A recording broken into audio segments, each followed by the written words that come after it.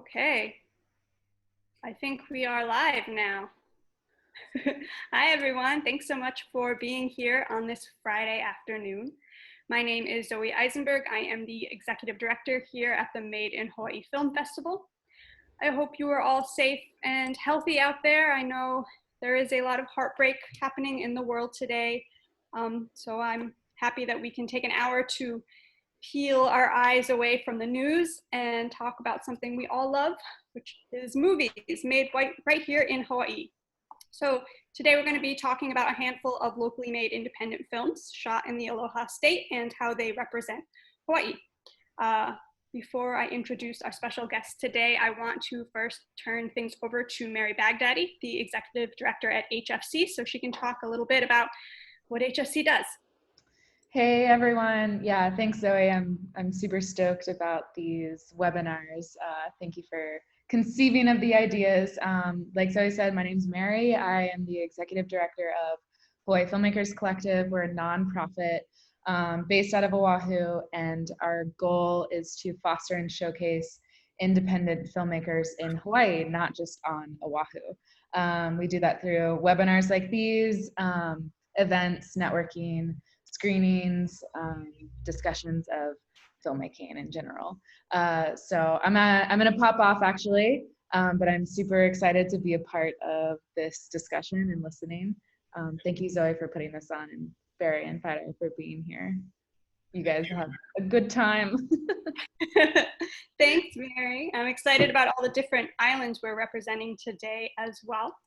So let me introduce our guest today. First up with us, we have Barry Wurst. Barry is the founder of the Hawaii Film Critics Society and a lecturer on film at University of Hawaii Maui College. He lives in Makawao, Maui, the town where he grew up, and received his master's from Denver University. Barry has been a film critic for Maui Time Weekly since 2008, as well as various other online outlets, and his work can be found on Rotten Tomatoes. Excited to have Barry with us today talking about his favorite independent films shot in the state. Thank you. Thank you so much for having me. Yes. Also with us, we have filmmaker Fairai Richmond.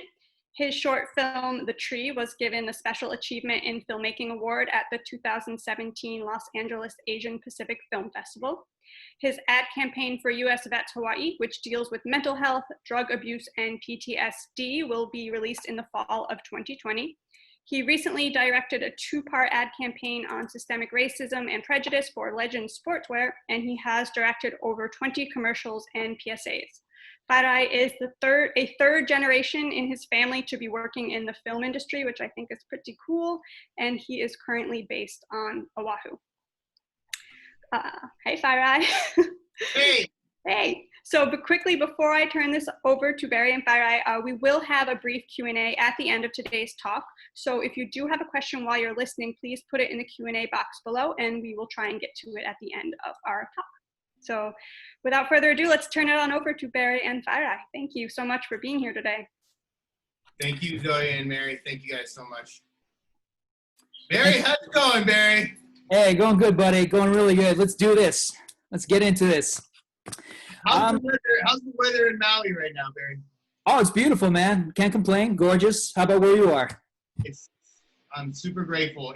I'm from Los Angeles, and it's like 115 degrees in the town that I grew up in. So I'm super grateful that and I'm praying for the West Coast right now, because they're going through a lot of heartache right now, and I just keep seeing like friends of mine taking video and pictures from mountains, and it's just I'm praying for all those people. Absolutely. Well, Fairai, let me open it up this way with this conversation, because I think this is a good way to get into it. You know, you've had the same experience I have in terms of just absorbing films from a very young age. We both have backgrounds where we have parents who are involved in the film industry, and we both, you know, basically like this was all part of our education, the things that we absorbed. I'll say very, very quickly, because I think your story is much more involved than mine.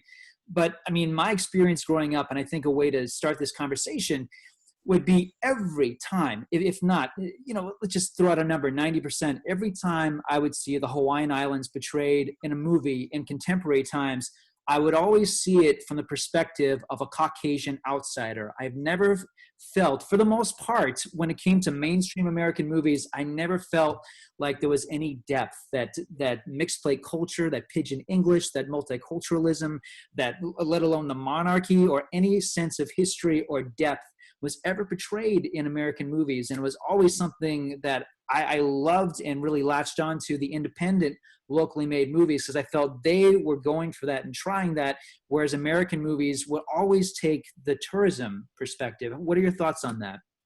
You know what, Barry? That is a great point.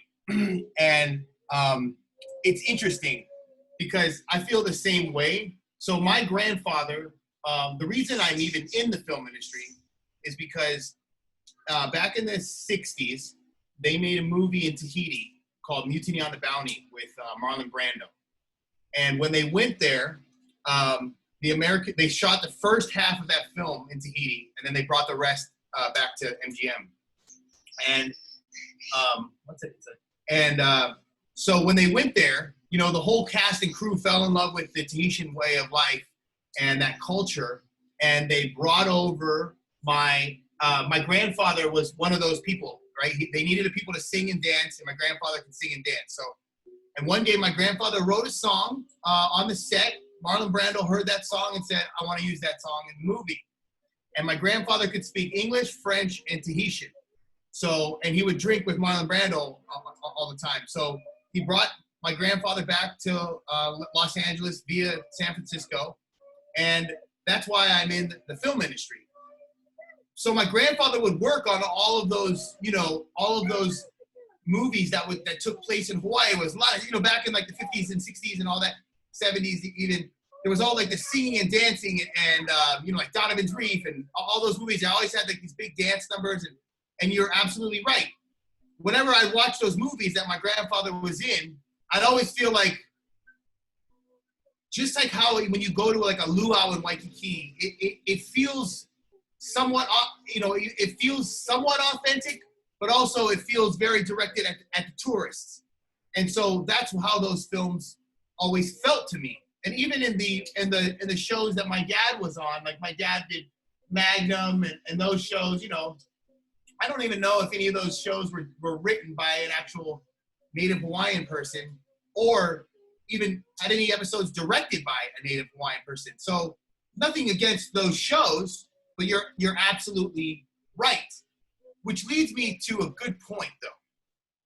When I saw the movie Lilo and Stitch, I thought that there was a shot in that movie where they showed the back of Lilo's house, and there was, in the way that the artist painted it, was there was grass growing out of the wooden steps, and there was a broken surfboard and like some trash, right? And I was like, man, they nailed it. Like, that's the way that my tutu's house looks. That's the way that my aunties and uncles' houses look. And you know, you got to leave it to, I guess, the Disney animators who came over here and visited Hawaii, and they probably took pictures of everything and just started painting what they saw. And I thought, you know, even with the pigeon that they used in that movie, and even the way that the size of the legs were and everything, it just looked pretty authentic to me. And then I worked on a movie called The Descendants, which was written by a Native Hawaiian woman named Kelly. Oh man, I forget her name exactly. It's terrible. But I read that movie, and I read the script for that movie, and then I talked to the director. And it was a very awesome director. His name is Alexander Payne. He directed Sideways, Election, and About Schmidt, and a bunch of other movies. And I had talked to him about it, and he said, you know, my whole goal of this movie, my whole goal with any movie is to capture the mana of the area, you know? So like in Sideways, when you watch that movie, I think you really caught the energy of what Napa Valley was like. And when I watched The Descendants, I mean, this man would sit on the set every morning, and he would just sit there for like an hour and a half before anybody got there, and he would just sit in silence. Had a notebook, hardly wrote anything down, and he would just sit and kind of like capture the essence of what was going on in the air. And I thought that he did a really good job with that. So I think over time, people are having a little bit more, I mean, that's all he had to say really was, I'm trying to capture the mana of this area. And I knew that, oh my gosh, here's a guy, a mainland guy who is really trying to capture the essence of the area. And I think maybe that would set a tone, for the rest of the filmmakers out there. Absolutely. Well, let me jump off of, first of all, you mentioned Lilo and Stitch. Thank you for bringing up that movie. It's one of my favorite examples because everyone remembers the cute stuff with the alien, the surfing, the Elvis. They forget about Lilo's older sister who is struggling. She's working hard. She works in the tourism industry. Right. She's struggling to raise her little sister, who's not like a cutesy kid, but kind of a weird kid in a way that's really recognizable. What I loved about that film, I thought, God, like I've grown up with women like this. I know women like this, and of all things, in a Disney cartoon, I thought that's great. Like finally, I'm seeing representation. Maybe not the most complex representation, but just something that felt real and authentic, as opposed to the Polynesian stereotypes that we've been fed over and over again of the Hawaiian princess or the docile girlfriend to the white surfer boyfriend. I love that you bring up that example because I remember watching that movie thinking, this is cute and everything, but there's some tough truth in this movie. Yeah, even for a Disney film, right? And then they had Tia Carrere and they had Jason Scott Lee. I mean, they had, it was. I thought that was very respectful. Yeah. Yeah. And let's talk about some of the movies like when growing up, my first awareness of movies that were out here that were portraying local life, I mean, to take it to one real extreme was one of my favorites growing up was North Shore. Okay. North Shore but it's the total, like I was talking about, it's the total fantasy. It's the white guy who's the wave pool champion of Arizona who comes to Oahu and wins the big surf contest. And the movie has, it has the authenticity to it because Jerry Lopez is in it, Laird Hamilton. It's considered one of the greatest, if not the greatest surf movie, but it is, it is something of a fantasy. But then you have, the opposite of that, too many examples to name, and I'm sure you and I could come up with so many. You have a movie that was filmed on Oahu, does not take place on Oahu, The Karate Kid Part 2. It's one of my favorite reveals. I'll never forget being in, and I love that movie, by the way, but I remember being in a theater where Daniel-san and Mr. Miyagi first arrive in the Okinawan village. The car is, you see the pan of the Okinawan village, and it's like, oh, that's wow. It's like they actually went to Japan. You see, oh wait, that's Mokuroa. Yeah, there's Chinaman's hat, is what used to be called. It's like, oh my God, this is obviously Oahu. Clearly, they didn't go to Japan. But it had a lot of local actors in it. There's like a lot of like wonderful actors who are still, let's see, like Danny Kamakona. Who was Shredder in the Ninja Turtles movies. That's right. Yeah. Like there's so many cool examples of like how that film tried to incorporate local talent while they were here, as opposed to movies that, basically just use Hawaii for its exotic backdrop and locations. And then they just they skip and run. And the movie doesn't even take place out here. It's like a fictitious island, or it's standing in for Fiji or Jamaica. There's too many examples of that. Right. But anyway, this is a good way to segue into one of my favorite locally made independent movies. Yeah. Should we start there? Let's do it. Which was Stoke, and I was just talking about this. So Stoke is a great. That was directed by Zoe Eisenberg and Philip. Never heard of her. Never heard of her. Never heard. No idea who that is. Yeah, but I remember seeing the poster for that film, and it was a nice like open-ended poster because it was just a Caucasian woman's face and the title, right? And you're just kind of like, what is this, right? And then I remember watching it at the Made in Hawaii Film Festival, and from the very beginning, I was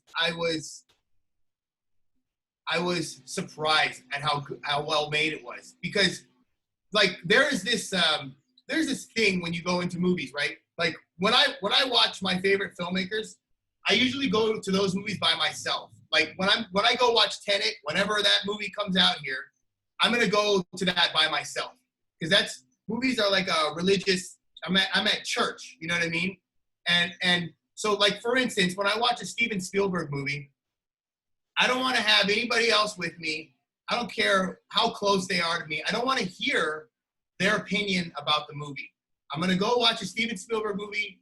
I'm going to get the experience in myself. Then after, I'll come back with friends and I'll watch it again. You know what I mean? But I want to focus on it. And when I watch a Spielberg movie, from the very opening shot, you know, this whole thing has been planned out to the T. You know what I mean? If you ever watch a Spielberg movie, it's like, usually the opening shot it's kind of like, even like, I think M. Night Shyamalan tries to, I mean, everybody bites off Spielberg, but you know what I mean?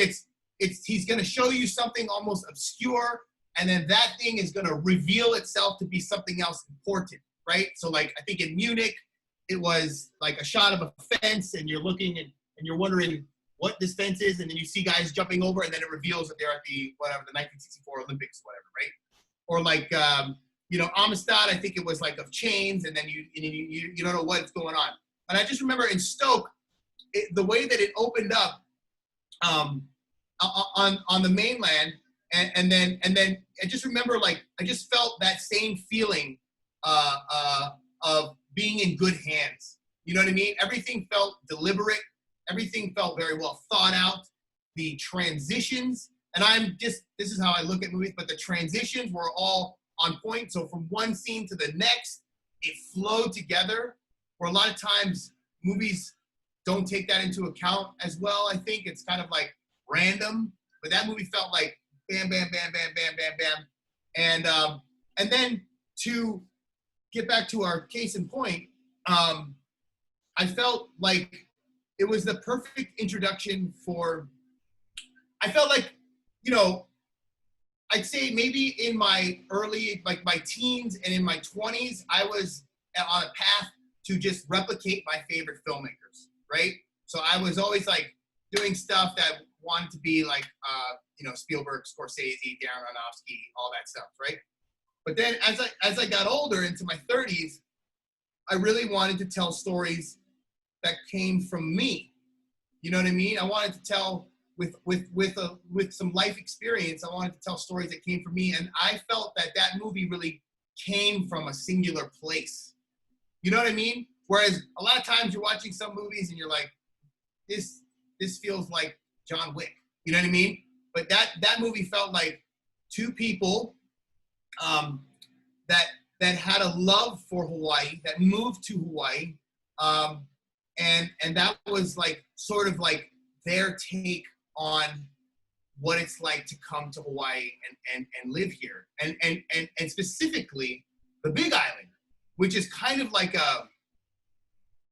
once you get into that culture of the Big Island, it can be a strange place, and I don't know that anybody's ever really captured that essence in a movie. You know what I mean? There's a lot of like kind of like country folk that is almost similar to maybe like the South or Midwest America, or maybe more like the South.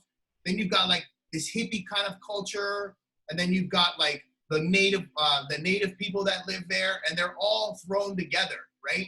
And then the movie is told from the point of view of this girl who is sort of at a crossroads in her life, and she's dealing with her own stuff, and then that also had like a specific point of view as well. You know what I mean? And how this place, I'm not gonna give too much away, but I'm just gonna say it, how this place, right? It really captured what Hawaii does, right? You know, people come here for their honeymoon, and they go, you know what? I can be a waiter here, or I can sell real estate here. We're gonna stay here. You know what I mean? And that's, or if you leave Hawaii, there's always that, there's not many places where it stays with you. And Hawaii is one of those places that it stays with you for the rest of your life. And I think that was well portrayed in that movie, you know, how she came with all her baggage, and then she changed into a different person. You know what I mean? And then also like the subplots in that movie, I forget the character's name, but there was like some subplots with the guy that gives her the tour, and then his ex-girlfriend, and all that really worked, and that was really well played by the wonderful Danielle Zalepany, easily one of Hawaii's best actresses, super talent, and that whole thing was really well played. And then when I watched that movie, it felt very much like, it made me think of a Coen Brothers film, like how the Coen Brothers would take a certain, like how like everybody makes movies about Oahu, right? A lot of people shoot movies in Kauai. Name the last movie you saw that had anything to do with the Big Island.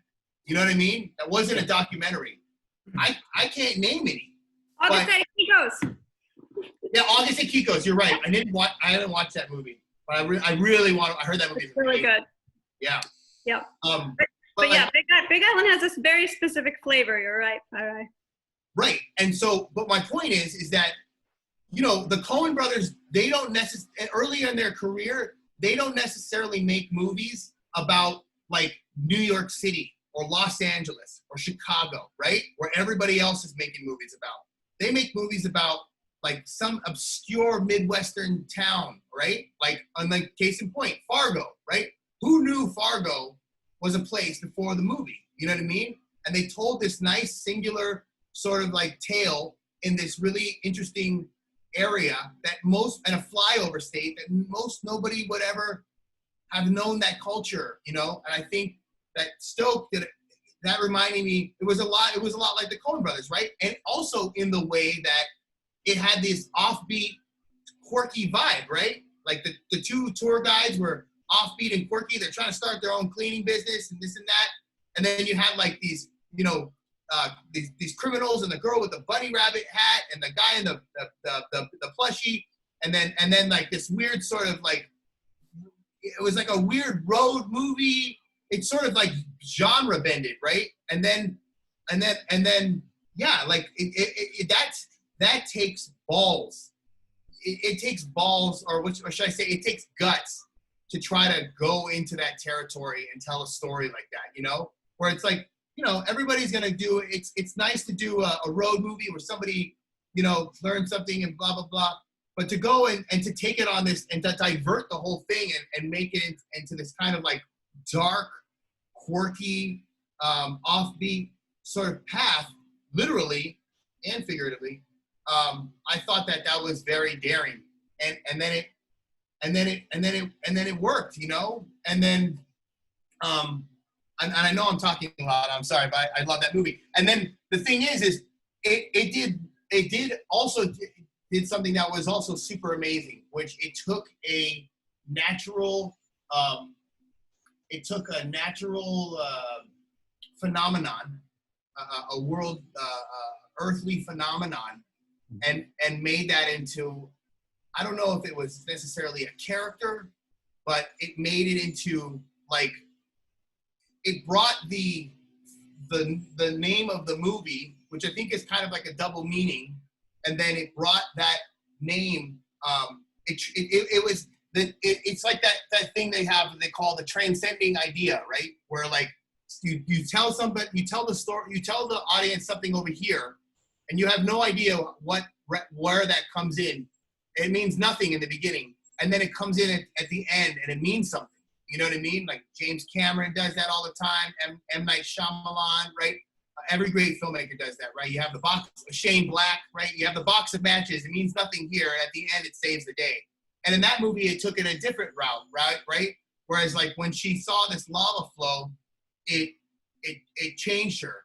And then they were able to shoot an actual lava flow, which is like, it just takes a movie on a shoestring budget. I mean, that's great advice to filmmakers out there. If you could incorporate something like that into a movie, you don't need millions of dollars. You know what I mean? You just take something that's natural and it takes your movie to a whole nother level. And to watch that on a screen, not just in a documentary, but watch that in a theater with a bunch of strangers on a giant screen, and to see that lava flowing and to see it be a part of the story, not just like, you know, how like Michael Bay will shoot helicopters in the background for no reason. Nothing against Michael Bay. I love Michael Bay. But I'm just saying, you know, it meant something to that story. And I thought that makes that movie timeless, really. Fairai, you're embarrassing me. Barry, if you have anything to say on Stoke, I want you to say it. And then I want us to move on because it feels nepotistic to me to start Absolutely. on this. No, I'll throw some praise your way. Don't worry, Zoe.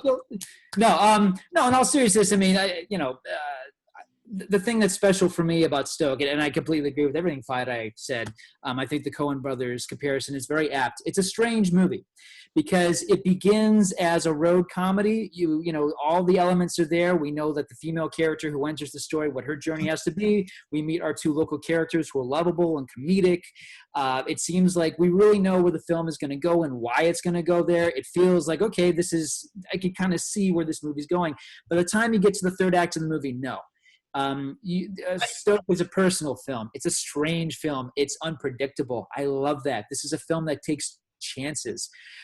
It is impossible to predict what the last 15, 20 minutes of the film are like. There are images in the last 15 minutes that are so poetic. I love the film because it's idiosyncratic. We need films like this. Movies like this, they only exist because the filmmakers felt they had the license to be personal, to take chances.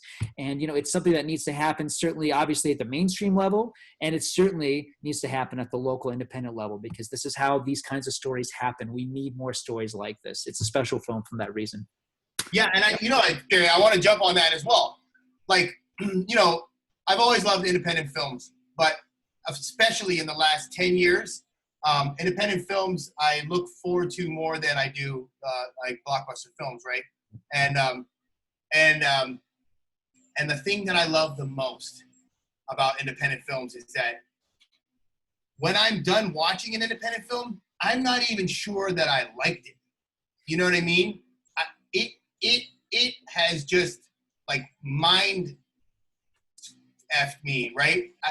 And it took me to because I went in and I'm nothing against blockbuster movies. I love all movies. If you made a movie, I'll never say it's shitty because I make movies and it's an impossible miracle to get it done. But when you watch certain like huge movies, it's a play-by-play, right? It's a first act, 10 minutes, second act, you know what I mean? You just know, what's happening, and then you're like, oh, the negation of the negation, right? Oh, this is bad, but you know it's going to get worse. Yeah. And then they're going to save the day. And I hate that because it's such a play-by-play. But when you watch independent films, you're like, all of a sudden, it's like a 2-act structure or something, like Full Metal Jacket or something, right? You're like, wait, what? You can't do that. And then all of a sudden it ends and you're like, what? Wait, what? But that's how life is. Life, you don't go running off into the sunset on a horse in life. I've never done that, period. You know what I mean? It doesn't end. It just keeps going. And that's the beauty of independent films is that, and also that's another another Coen Brothers reference, right? It's back to Fargo. It's open-ended. You leave it and you're like, what did I just watch? Yeah. But you cannot get that movie out of your head. Yeah. You know what I mean? And that was sort of the same way when I was watching Stoke. I'm like, wait a minute. What is this girl with the bunny rabbit mask? Wait, why is this limousine pulling up? Wait, what is going on here? Right? Your mind has a pathway in it that's used to the generic fanfare. And when you make an independent film that takes guts and it takes daring routes, now you've diverted that pathway and it goes into your head. You know what I mean? It's almost like when you watch Pulp Fiction for the first time or something. You're like, wait a minute, what? And that's the beauty of independent films. That's the beauty of that movie. Because I'm right there with you, Barry. It was like I was like, man, it's almost like it skunked you, right? So you're like, you can't get the smell of it. You're like, wait, what just happened? And then remember we went to dinner after, and I could not get it out of my head, and then we just kept talking about it. You know what I mean? And that can I interrupt and take us away from Stoke? Yeah. Okay. Sorry. It's killing me. I want you guys to talk about my favorite Hawaii-made independent film in the last couple of years, which is Kiara Lacey's Out of State, which made me. Oh my gosh. Can you please talk about that film so that I can listen to it? Yeah, let me set it up, because I'm gonna let me set it up, and Fairai is just gonna go off on it. This is sorry. No, buddy, no, this is great. This is totally why we want you to do this. You're killing it. No, Kiara Lacey, I gotta say, like this. So this is, of course, the award-winning, highly touted documentary in which Kiara and her skeleton crew went to this prison and captured these Hawaiian prisoners, immersing themselves in their indigenous culture in dance. You know, let me just preface it by saying this way. I've seen a lot of documentaries where you go, that's not that impressive. I once saw a documentary about a children's spelling bee. It's cute, but I mean, how hard is it to take a camera to a spelling bee? I've seen a documentary about bird migration. It's like, how hard is it to film birds migrating? But to think that Kiara managed to get the skeleton crew into this prison to capture something that no one has ever heard of, let alone ever seen. This remarkable thing, the beauty of it, the haunting imagery of these men embracing their Hawaiian heritage while they're in prison. And then, even more boldly, and I'd say one of the things that makes this one of the best documentaries, period, I would even go that far, is she follows two prisoners, David and Hale, as they reassert themselves back into modern society. And, you know, it is one of these situations where documentaries sometimes are better than real life, because they're, to use that word again, it's unpredictable. You don't know what's going to happen. There's all these moments that, I mean, you couldn't write scenes as powerful as the ones that kind of happen. It is a miracle of film. I love this film, and Fairai, I know you did too. Okay, Kiara Lacey, and I know, you know, Edgy Lee, also a very big documentarian here. But I would say that Kiara Lacey probably made, and I don't want to, it's not a competition, but like you said, Out of State is easily like top 5 best documentaries I've ever seen in my life. And that's a bold statement, and I stand by that statement, because I for the first 10 minutes, and it could just be the place that I'm at in my life, for the first 10 minutes, I was on the verge of crying. I cried. That movie made me cry for sure. And then I cried, of course, during it. But I mean, it puts you at a because I'm so grateful to not be in prison. You know what I mean? To be free. You really feel the characters in that movie that are locked up for all these, you know, for all these crimes and stuff that they've committed. And you know, the thing is, you know, I know. I mean, this could be anybody in Hawaii, you know what I mean? And I know so many uncles and cousins and friends of mine that look exactly like these two, a lot of the people that are in that prison, you know what I mean? But especially the two central characters. I kept looking at them going, don't I know that guy from somewhere? And it's also, it does that great thing that like the Michael Jordan documentary did, which it's really about the structure, right? So they start off in the end, and then they go back, and then they come forward, and then it splits into two. I mean, it's genius.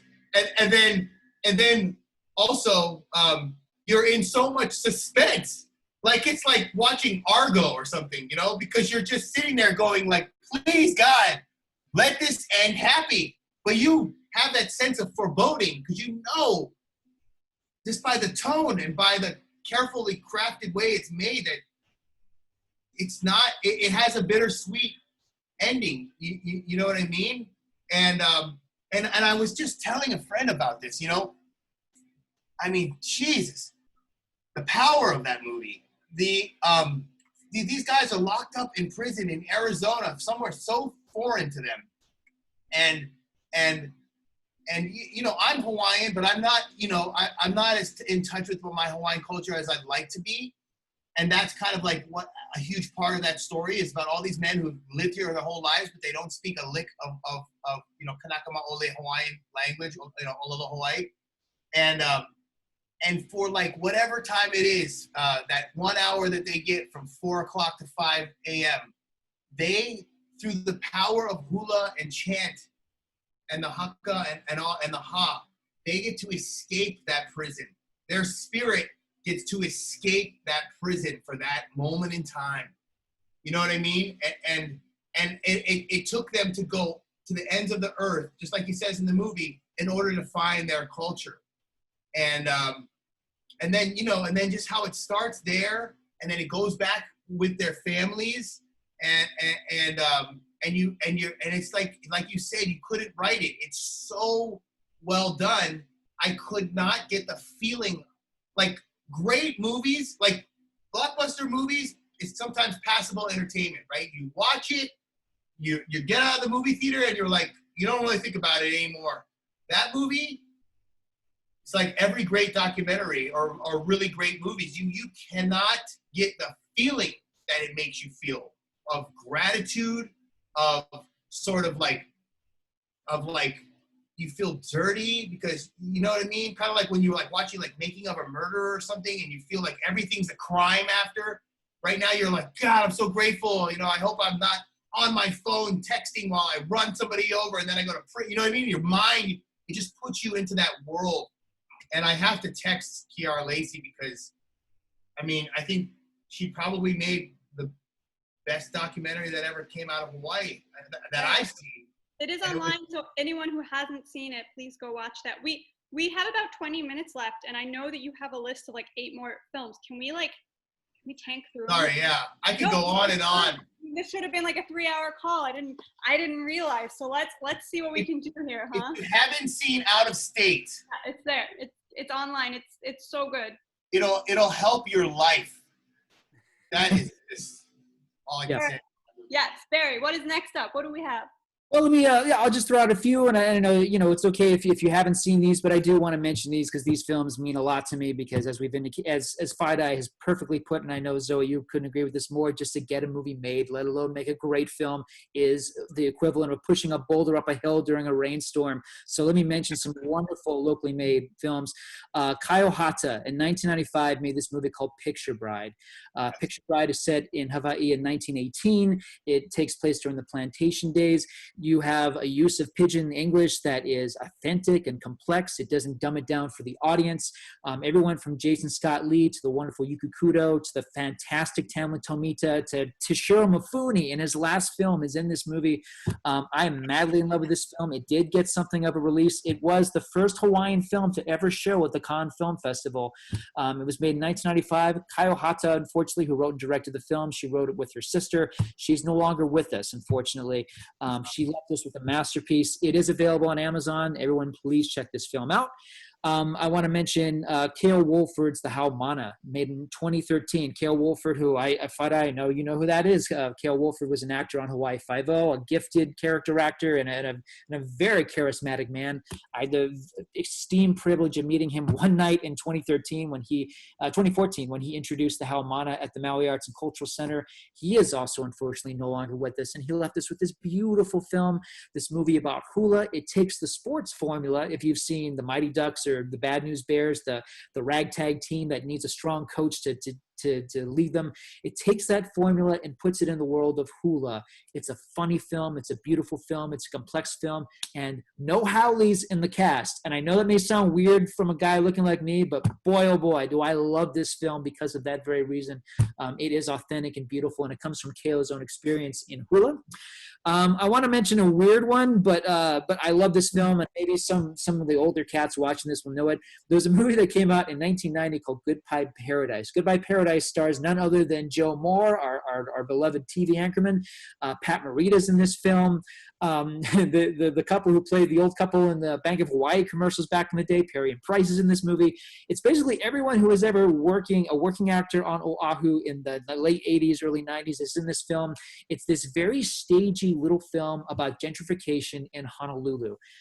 It's out of print. I have it on video cassette, which I treasure because this thing is hard to find. If you manage to find Goodbye Paradise, check it out. It's great. It's even richer now than it was back then. Let's see. I should probably quickly mention a film I know Fairai and I have both seen. My friend wrote and directed it. That's Brian Cohen's Kuleana. I'm a fan of this film. It takes place on Maui during 1971. As we said, with some of the best aspects of Stoke, Kuleana is a murder mystery. It is a magical film. It deals with Hawaiian spirituality. It's a detective thriller. It's a dark film about incest, but it's also a character comedy. It has this wonderful ensemble cast, and it's led by these two local characters. It is a movie about Maui and about the Hawaiian experience and the abuse of koholave that is not dumbed down. It is not for mainland audiences. It's for everyone. And it's a rich film that covers a lot of ground. And it's a movie that has a lot of different genres. It's hard to even say what kind of movie it is because it does kind of bounce around. It's comedy. There's a lot of different things going on in that film.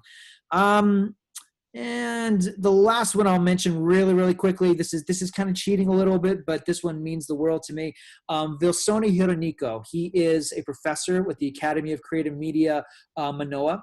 He was a consultant on Moana, and he directed the first film ever made independently out of Fiji. It's called The Land Has Eyes. I know this movie technically was not made in the Hawaiian Islands. Nevertheless, with the Fijian culture out here and representation and what Vilsoni Hironiko did with this film, this beautiful film, a mixture of magical realism and just the day-to-day life of this young girl named Vicky growing up in Fiji, what her options are. It's been compared to Whale Rider, and that is absolutely on the button because it's that kind of a film. There's nothing like it. It is available in the Hawaii Public Library system. I see the DVD pop up every once in a while called The Land Has Eyes from Fiji. I highly recommend that as well. Right on. So I haven't seen all those movies. A bunch of my friends worked on I Am Hamana, and I really want to, I mean, he was a dear, Kale Wolford was a dear friend of the community, and I really want to check out all those other movies. But I do want to talk about two of those films. Can we talk about Picture Bride? Please, yeah. So I had always heard of this movie. I remember, I think it was in, it used to be in the IATSE office, I believe, which is our local mixed union for film production here. And a bunch of, when I was watching the credits, a bunch of my friends and aunties and uncles, they all worked on that movie back in '95. So it's super cool, like Irish Barber, Kolo Barber, Lee Kanakua, I mean, all these guys that I work with. So it's like really cool to see that. And I think that movie should be in a museum or something because I think it's like a cultural treasure.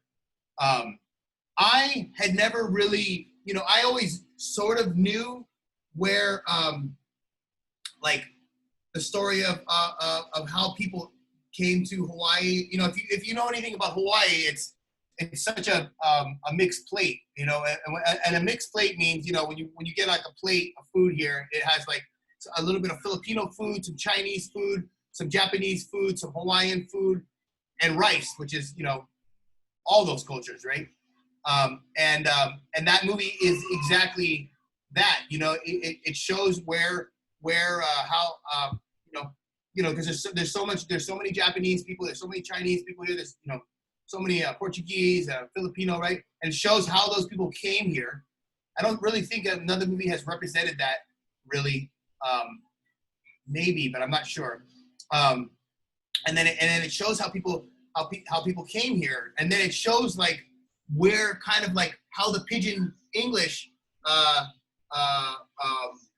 where all that came from. That was sort of like from that mix of all those cultures came this language, right? From the Portuguese working in the plantations, and then you got the Japanese and the Chinese and the Filipinos working with them, and then the Haoles, the Caucasian people, and it sort of like shows you like I thought Tamlin Tomita was phenomenal. I also thought that the other Japanese actor who played the husband was phenomenal, and obviously the main girl, and then even James Grant Benton, who was the Portuguese rancher. Yeah. That was actually, my dad used to do a radio show with him. He was fantastic, and I thought he was fantastic in that movie. Yes, and then obviously, who hasn't seen it? Can you give a brief, a little log line about what it's about? Well, Yuki Kudo, let's see. She plays Rio, a young girl. This is obviously taken from history. She's a young girl who is living in high society in Japan. She was sent a letter telling her, come to Hawaii, you'll live in paradise, and I'm a young man, here's my picture, and if you come to Hawaii, we'll take care of you, you'll live this fantastic life. And she, as in real life with a lot of young women, in fact, I actually got to meet a picture bride in my lifetime, Rio goes to Oahu, and she quickly learns that it's something of a scam, and that the man who sent for her and wrote the letter is actually old enough to be her father, if not older. She's living in a shack and having to live in this, in the middle of this sugarcane field where there are scorpions everywhere, and every day is a day to work on the field. And as Fairai was indicating, her best friend is this local girl named Kana, played by Tamlin Tomita, who kind of teaches her the ins and outs, but also the very spiritual side of Hawaii and what she has to expect of this in this atmosphere. And also what Fairai was saying, one of my favorite things about this movie, it's a very complex depiction of local people. At times you learn that the Filipinos aren't getting paid on the field as much as the Portuguese, and vice versa. The boss, the field boss, the Portuguese head boss. He's been passed over for a promotion because he's Portuguese, whereas these young haoles who come from the mainland, they're getting all the job perks and whatnot. It's just a movie that it never goes for stereotypes. This movie has all the possibilities for stereotypes and cliches, and it avoids it at every single turn. Another point that Fairai brought up that I love, Tamlin Tomita's husband in the movie is played by Kerry Tagawa, who everybody knows him from Mortal Kombat and Rising Sun. Fantastic character actor, has been in so many movies, and he plays this tortured, tragic, beautiful figure. This man who loves his wife, but he's drunk all the time, and the disappointment that he feels towards her has taken a toll on their marriage. It's like something out of Tennessee Williams, but there's also the element of magical realism in this movie. It doesn't portray Hawaii in some picture postcard way. It actually makes Hawaii look very bleak at times. I could not agree with Fairai even more. This movie is a treasure. There's never been anything quite like it. I don't know if we'll ever be blessed to have a history lesson like this ever again that is this, not only this accurate, but this engaging and entertaining. It does not dumb down or talk down to its audience. It's a rich film. For a movie that was, reportedly done for no money, it was a labor of love for everyone. It feels like time travel watching this movie. It is so rich and beautiful. I love this film. Yeah, and it's cool the way that it was made. It was almost made with the finesse of like a classic film director. You know what I mean? Almost like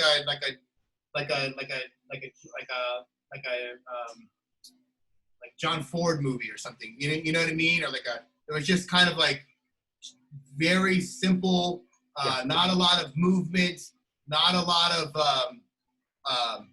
all the light felt motivated, and it was made like a classic movie. Where a lot of times now lately movies are just like, wow, and yes, it was back in 1995, but I thought that she was very well versed in the classics, and she made a classic movie. And then of course, like that relationship was palpable. You that worked. In making movies, you're always trying to make things work. And if it doesn't work, if you don't believe it, then it's just a wash.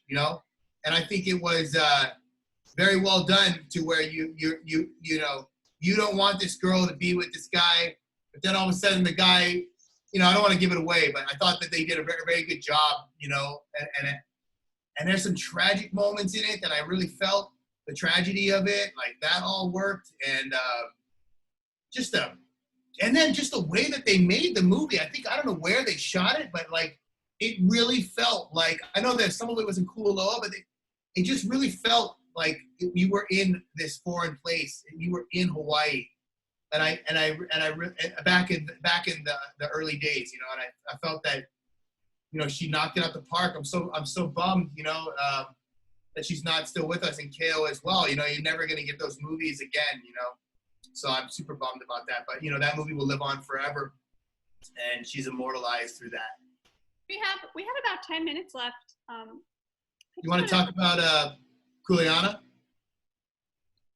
Well, we can talk more about Kuleana, but I kind of want to talk about if we're focusing mostly on locally made independent filmmakers here in Hawaii. We did get a couple questions about what would a dream project coming out of Hawaii be? What do you want to see that you think can be built pretty much only from Hawaii out, like we've already kind of touched on? Like there won't be many mainland films that are coming in and kind of expressing what it's like to live here or what it's like to be born here. Do you have any thoughts on that? Like a dream project coming out of the state? Oh, you better go first, Barry, because I gotta, yeah, you go first, Barry. All right. Well, I mean, my dream project, to me, it's always been a no-brainer. But I think it's going to be one of these projects it might not happen because the name rights are in a lot of different hands. The Duke Kahanamoku story. I don't know why we don't have it. It doesn't make any sense to me at all. And I know there's been a lot of efforts in the works to make movies, you know, to make the movie about Kamehameha and the monarchy, and the film that when Randall Wallace wrote that Dwayne Johnson is supposedly going to make in the next few years with Robert Zemeckis. I hope that film happens. Obviously, I'm very excited for it. But for me, the Duke Kahanamoku story, it's complex. If all you know about this guy is his surfing career, there's so much more. It's an amazing story. He was an Olympic medalist multiple times. He was a law enforcer. It's one of the great stories of one of the greatest Hawaiians. It's amazing, man. I always thought that it's one of these stories that, you know, we've been kind of talking about that quality where it's so incredible you almost don't believe it. It feels like it was made up. I don't know why we don't have a Duke Kahanamoku movie. I thought if anyone would represent truly what a Hawaiian is and what a Hawaiian achieves, and the legacy and complexity of being a Hawaiian, and his experience being in a landscape of prejudice and doubt, and you know, and achieving what he did. I've always wanted to see the Duke Kahanamoku movie, and I don't know if that's ever going to happen. As I said, like there's been all these reports that because the name has been split with the family and the restaurant and whatnot, they're, you know, and I hope I'm not speaking out of turn saying this, because obviously I want this to happen. And frankly, it's just, for me, it's one of those stories like this is a great place to start, because it is a distinctly Hawaiian story that is very rich in history and very complex. That's a great answer, and I hope that if they can't tell it because of the name rights, that they fictionalize it and make up a different name and tell it anyway. That's what I hope happens. Yes. Sounds like an expensive movie. That's what it sounds like. Hopefully, yeah, but we're lucky that the Dwayne Johnson is. We have like two guys, right? We have Jason Momoa and Dwayne Johnson, and hopefully, you know, we can get some other guys. You know, who would have thought that the biggest movie? I mean, I think he's the biggest movie star in the world. Would be a Polynesian guy. That's Yeah. You know, that's because that's how movies get made of that size, right? You need somebody with star power, or else, you know, how would you show Waikiki in the 1940s and 50s? You know, with all those classic cars, you'd have to CGI all those buildings that aren't there anymore. That would be pricey. On that same note, there is a novel, and I'm putting this out here, but there is this novel. It's called Sunny Skies, Shady Characters, Sunny Sky, yeah, Cops, Killers, and Corruption in the Aloha State. I've always wanted to make this movie, just because it's like it just basically tells the story of the syndicate, which is like mafia here in Hawaii, and the reasons for that. You know, it's not like we just have a mafia because we have a mafia. It really has a lot to do with like the Chicago mob trying to come in, and then the Yakuza trying to come in, and then like Hawaii like protecting itself from the mobs. And so it came out of like pure intentions, but then it went squirrely.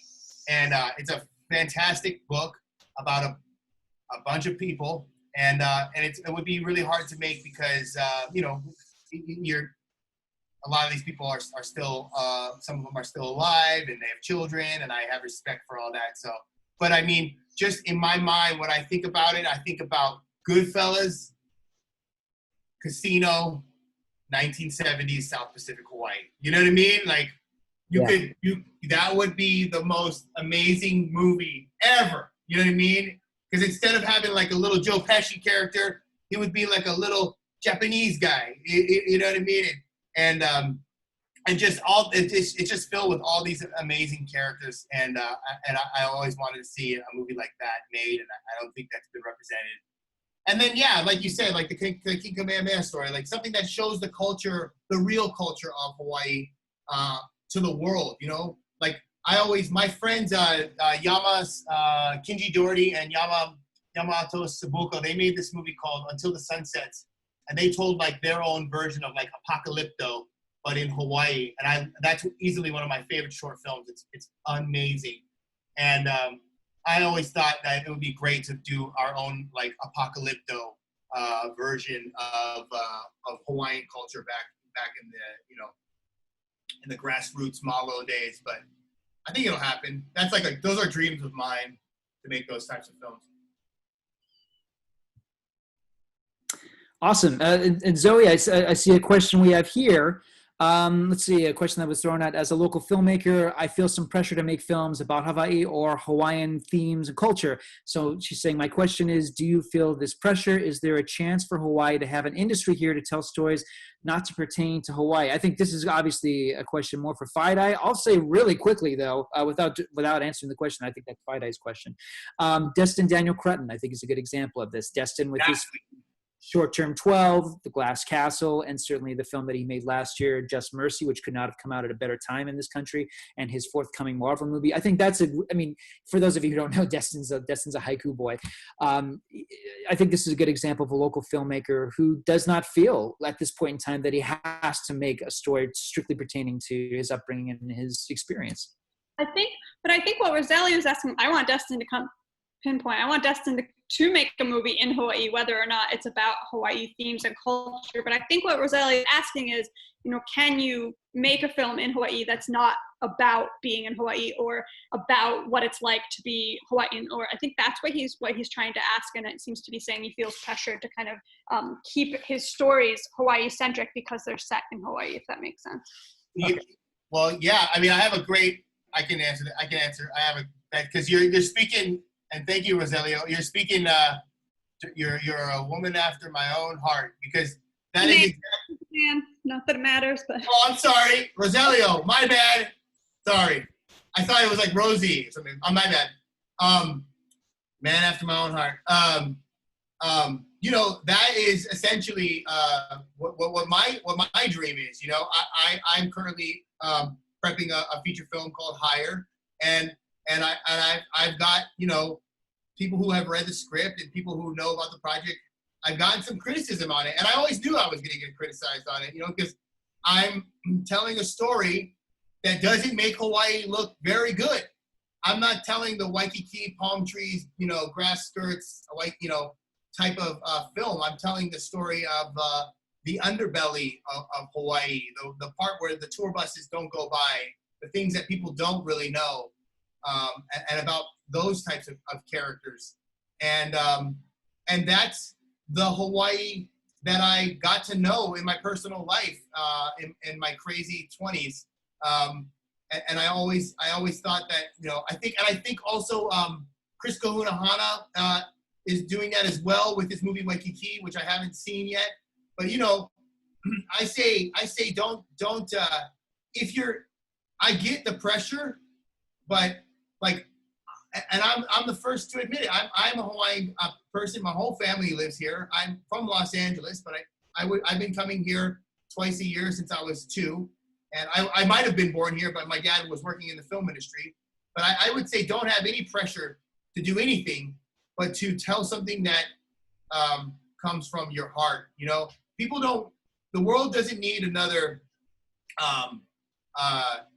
Jurassic Park or the world doesn't need another homogenized version of some other movies. The world needs your story. The world needs, something that that you can tell, and that only you can tell, right? That's what those great movies are. The Good Will Huntings or the E.T.s even. You know what I mean? Those are movies. Even though like a movie like E.T. can be so fantastical, you know, what is E.T. really about? E.T. is really about a child dealing with his parents' divorce and feeling alone in the world, you know? And that was his Spielberg's way of telling that movie. You know what I mean? Even Jurassic Park. Jurassic Park is really about a man coming to grips with fatherhood, you know, but there just happens to be dinosaurs in it. You know what I mean? And I think no matter what it is, if your movie is science fiction, if your movie is an action movie, if your movie is a quirky comedy or whatever it is, as long as it's coming from you and it's about real struggles that you are going through, and it's coming from your heart, there are people that are going to, you know, there's so many of us on this planet, you know, we're not necessarily trying to make movies for the masses like Avengers, you know what I mean? But like, even like Quentin Tarantino, right? Quentin Tarantino doesn't make movies for everybody. He just makes movies for people that like movies that he likes. And look, there's a crap ton of people that love his movies because there's a lot of people like him. And so I'd say stick to your guts, tell your story, tell a movie that only you can tell, you know? Thank you, Fairai. That was a good response there. I hope we answered your question, Rogelio. So it is after 5, and I want to respect everyone's time. So I want to wrap it up here. Barry and Fairai, thank you so much for being here. And Mary and everyone over at the Hawaii Filmmakers Collective, thank you for co-hosting us here. Everyone watching, if you like today's talk, you can go over to myth.org and hifilmmakers.com. That's hifilmmakers.com to sign up for our various newsletters so that you get information about what's coming up in the future. And I just want to say thank you. I really appreciate the time you took today, and thank you to everyone tuning in as well. Thank you so much. That was fun. Thank you. You have a nice week. Thank you, Zoe. Thank you, Barry. Thank you, Mary. God bless you guys. Aloha.